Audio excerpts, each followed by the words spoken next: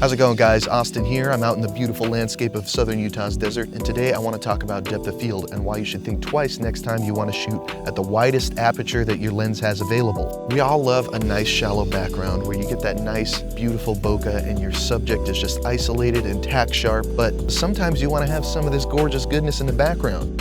I've got a quick demonstration for you where I'm going to show you how your aperture affects your depth of field. Now, this demonstration is going to be done on an f4 lens. That's a widest possible aperture for this lens, but some of you might have a 2.8 or a 1.2, and the effects of that are going to be even greater in terms of shallow depth of field.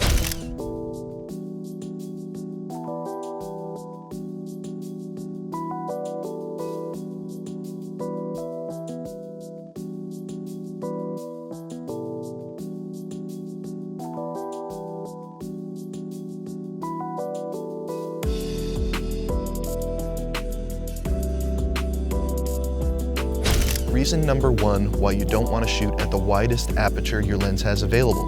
Well, you're looking at it. We have this gorgeous landscape in the background. If I had it any more shallow than what I'm at now, which is an f8, you would hardly be able to see anything back there. It's like you might as well be shooting it somewhere else.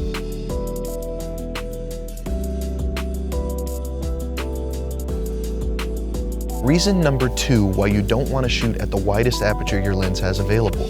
Well, you're going to have moving subjects. When you're shooting shallow, you're going to have a challenge when your subject is moving, because any variation, even an inch or even centimeters, you're going to notice that, and it's going to be much harder to keep the area and focus that you want. This particularly pertains to video shooters. If you're doing still images, all you need is that one frame in focus, so it might be a bit easier for you. But in terms of video, especially if you have the camera moving as well, you're going to have a real challenge trying to keep your subject in focus. Reason number three why you might not want to shoot at the widest aperture your lens has available is called sweet spot. The sweet spot of your lens refers to the aperture setting where your lens captures the sharpest image.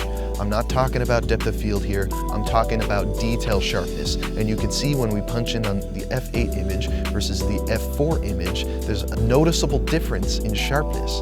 So if you can get away with not shooting at your widest aperture, then you may be better off getting that sharper detail.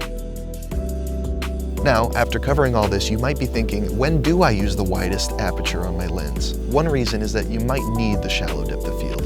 You go to an f8 or an f5.6 and it's not quite what you're looking for, stop down to the f4. But know the limitations of that.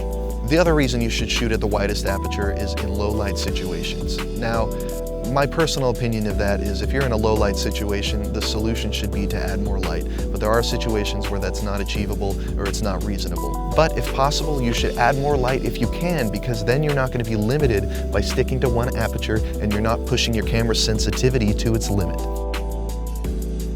Thank you so much for watching, you guys. I'm going to be doing more of these, so if you liked what you saw, please hit subscribe.